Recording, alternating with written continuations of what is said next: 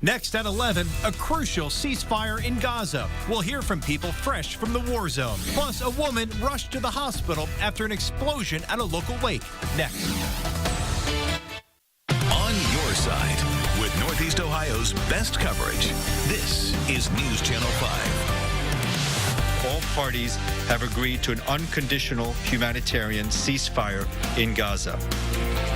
Now at 11, in T-minus 2 hours, the rocket fire should cease in the Middle East. But what makes this push for peace between Israelis and Palestinians any different from previous ceasefires? Both sides agreeing to a 72-hour ceasefire starting at 1 a.m. Eastern Time. Good evening, I'm Chris Flanagan. I'm Danita Harris, and the crisis in Gaza is affecting many people right here in Northeast Ohio. News Channel 5's John Cossack spent the night talking to some of them, including one man who just returned from the war zone. Yeah, that's right, Danita. For Northeast Ohioans with ties to both sides of this conflict, it has been an incredibly tense and nerve-wracking month. The hope is now that this 72-hour window leads to a longer peace.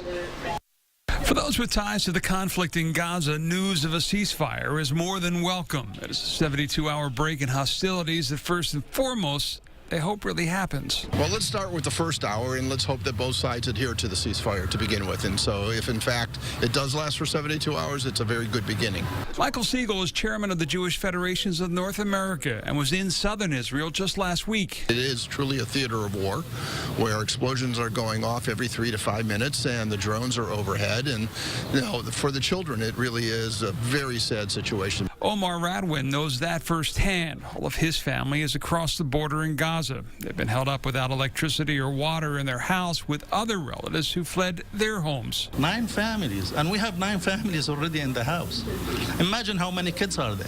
There is no drinking water. There is no even salty water because 90% of the water in Gaza is not even good to drink. Omar and his friend Hassan watched the events unfold on TV. Hassan shows us his cousin seriously injured in one of the bombings. It almost killed him. He lose his legs and he lose his whole head, this head. The 72-hour ceasefire was called for humanitarian reasons to allow time to bury the dead, treat the wounded, and simply exhale. I'm so glad that at least the people, they can have time at least to get some drinking water and some food.